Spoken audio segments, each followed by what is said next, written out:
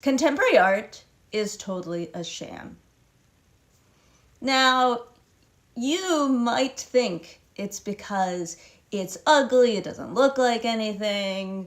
We're going to get into why it's a scam in this video. So we're going to use my least favorite artist, perhaps, Damien Hirst, to highlight how this is a scam, partly because he has recently had a scandal.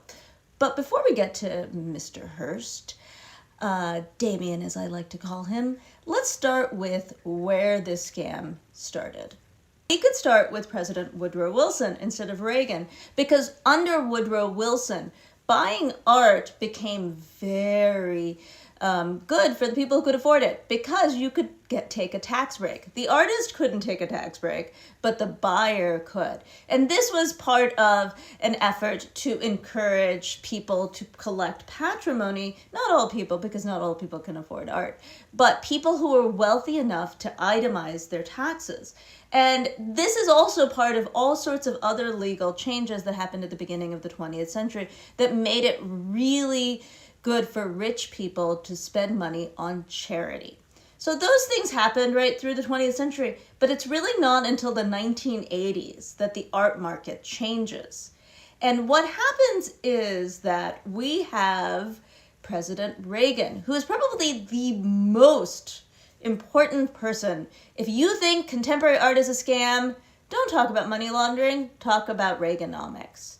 So what happens is that in the 1980s, a lot of our taxes change. And so the wealthy start getting fewer and fewer taxes, or more importantly, more and more ways that they can get tax breaks.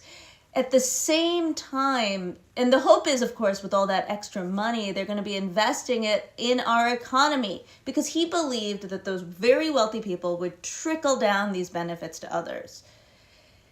At the same time, they thought, why trickle it down when I could keep this wealth? And so they started investing in art.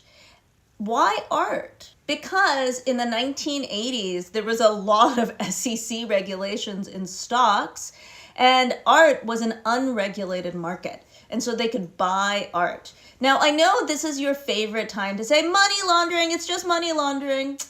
Not really. They were usually using clean money. They were basically speculating. They were expecting to buy something and expect it to increase in value. It's exactly like buying stocks. And, in some ways, these were the first people who hit the gold rush, right? They had a lucky hunch, and they would listen and get the right art.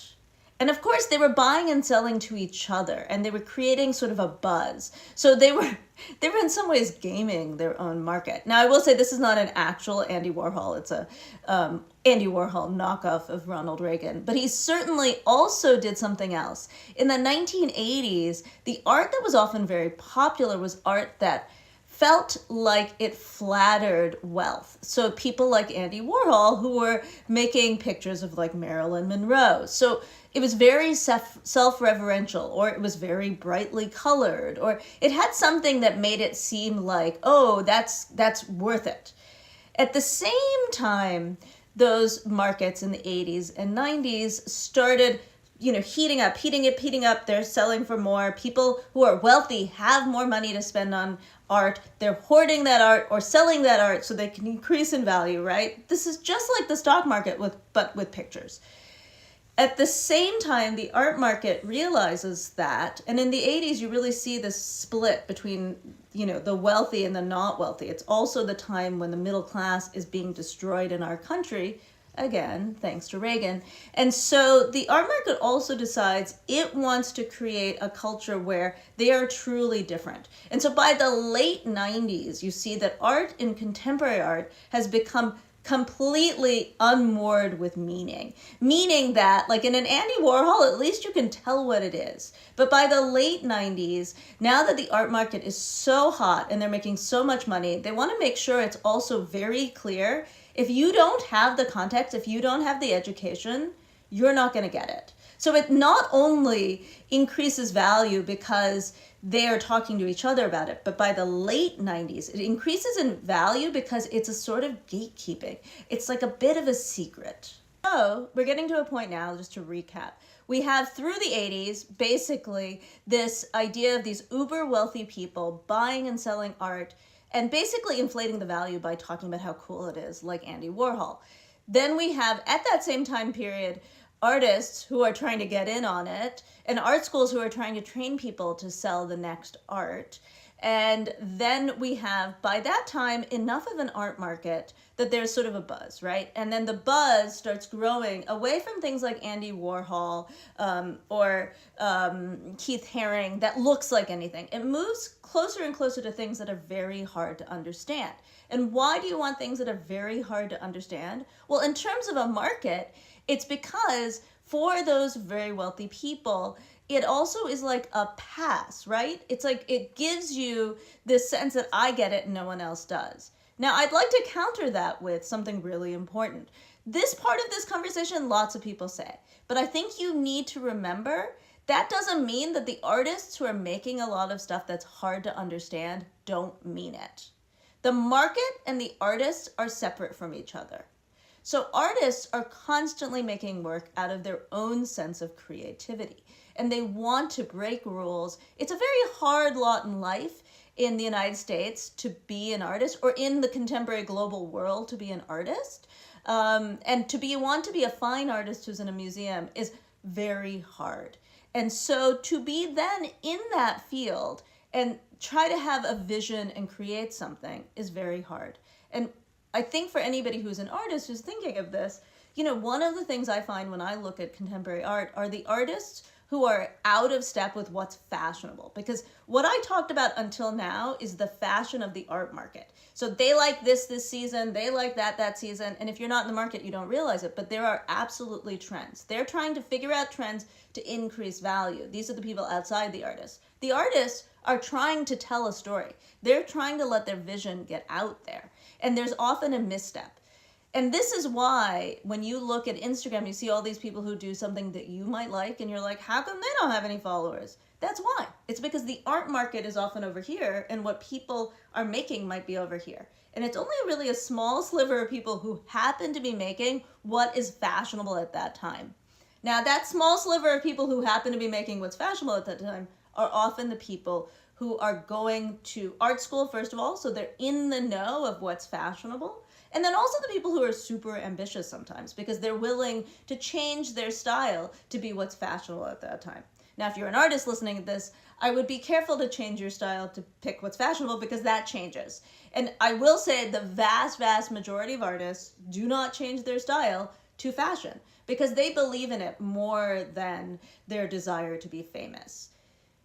That said, let us enter the story of Damien Hirst. So Damien Hirst is a Bristol-born British artist who, it is said of him when he was in art school, he definitely was very ambitious and wanted to be doing what was fashionable at that time. And that he often changed his style. He was looking for something that would make it big. And what he ended up doing was something that really was, I remember, in when I was coming up in graduate school, people talked about how astonishing it is what Damien Hirst did. So what he did was he basically put formaldehyde animals, either in whole or in dissection, into galleries. And people were shocked because you'd walk in and, there was paintings and then all of a sudden these sculptures were there. And so it really made an impact. It made such an impact that in 1995, he won the biggest prize for artists in England. He was 30 years old. It's called the Turner Prize. So he wins this. He becomes a big deal.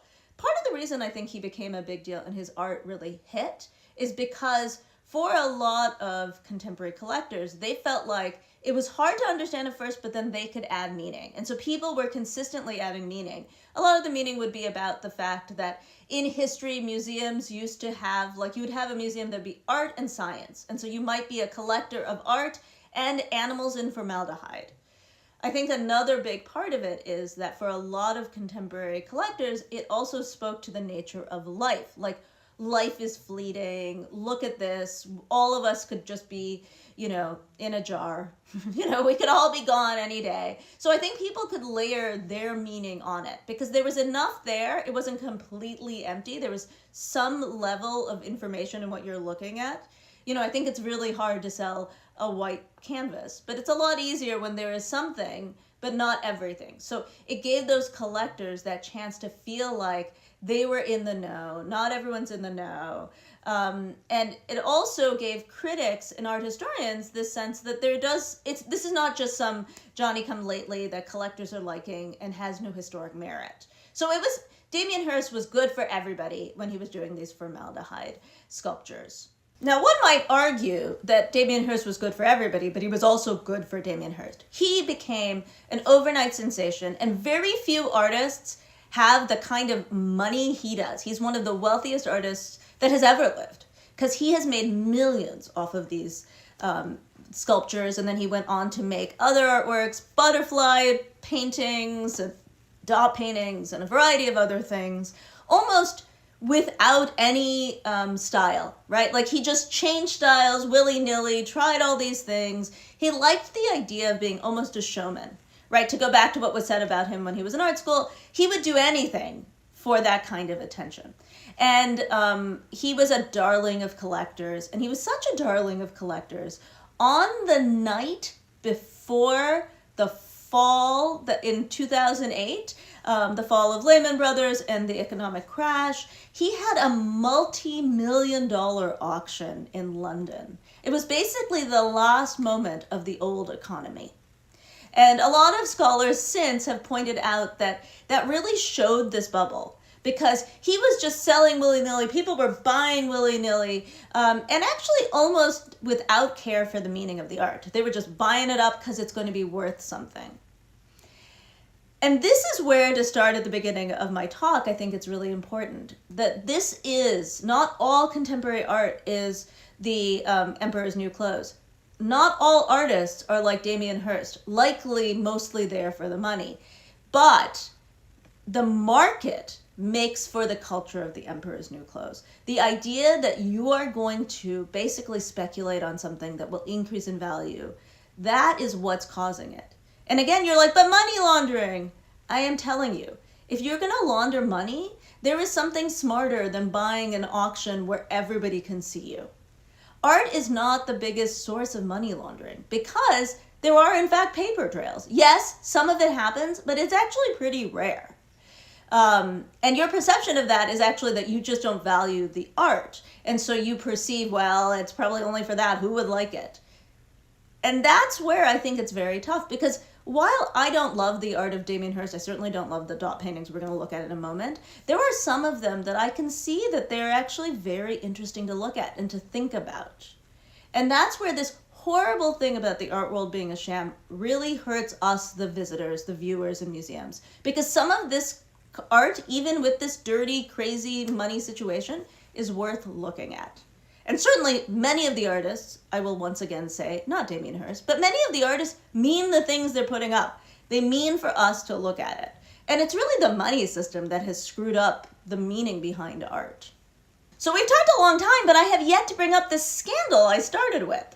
So, okay. Now, we've gone to this point, and to recap us, in the 1980s, we have a lot less taxation of the very wealthy who decide to use that money to speculate in the art market. The art market heats up. By the 1990s, we have artists who are making things that are pretty hard, inscrutable, so that it basically creates an Emperor's New Clothes kind of culture amongst collectors. Though many of those artists really believe in it, it kind of doesn't matter in terms of the art market. The art market kind of lives in a different world than the artists. Then we have 2005, where Damien Hirst wins an award for making something that is basically very inscrutable, but not too inscrutable as to make collectors feel stupid. And so then he makes millions of dollars, and then we have the crash in 2008. And one of the things that often gets said about Damien Hirst is that many collectors are holding onto his art, and many of his galleries are, because they don't want it to sell. They can't show that it decreases in value. Well, in that world where so much Damien Hirst is in collections, increasing in value, and we don't know, right? He is still making art. And we have this moment in 2017 where he sells through his gallery, it's a big gallery, Gagosian, and he sells these works that are dated from the period of the Turner Prize. And so people are excited, and they're going for millions and millions and millions of dollars, except they weren't from the 1990s. He had made them in the last couple of years.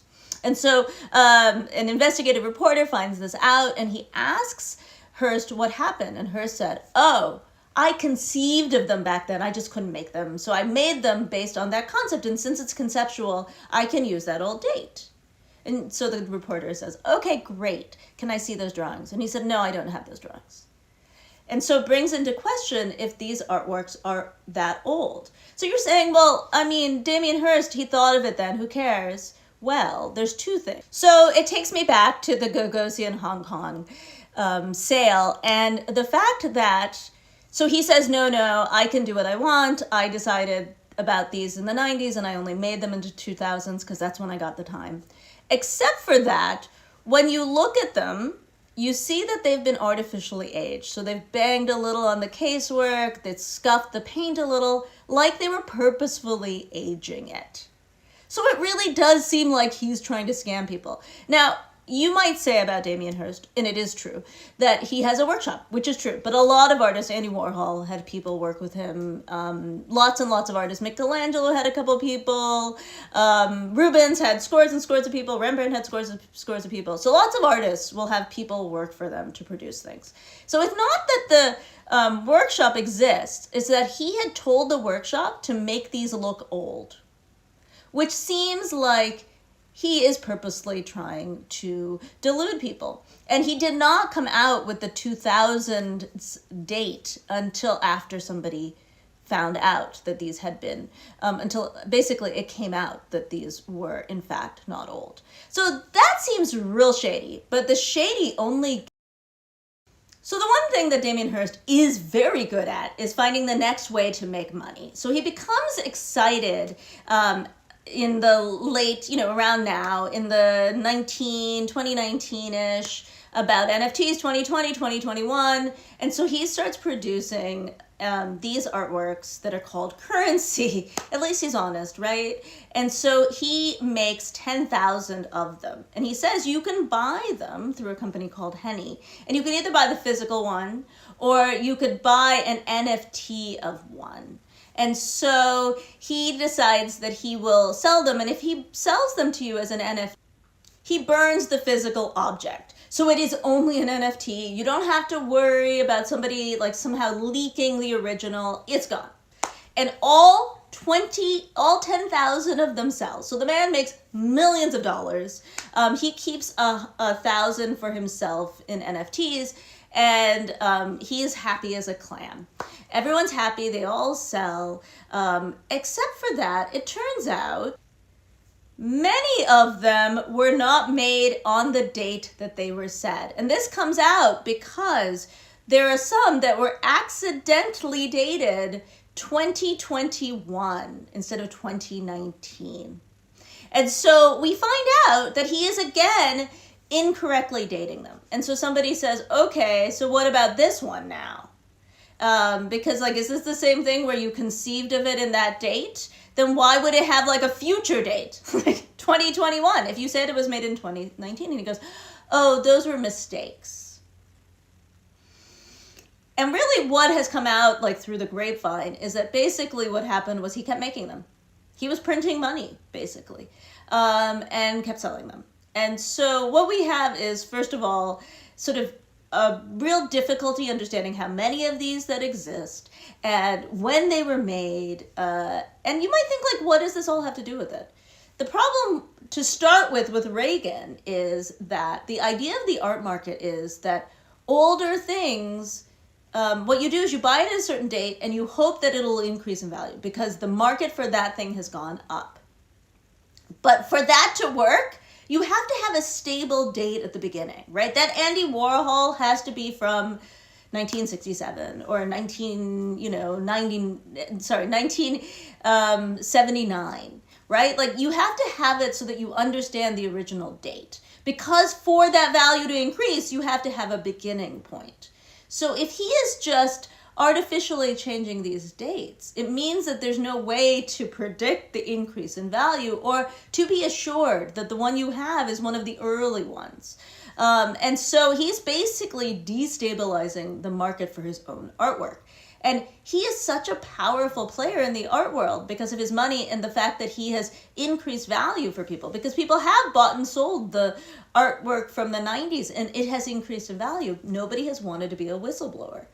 But what it indicates is that basically some of these artists are complicit in increasing value, but also that the art market has a lot of people who are basically playing Emperor's New Clothes, right? They're buying these ones, assuming they can tell it's an older Hearst, and they're being fooled. Basically, it highlights how so much of the art market is built on air.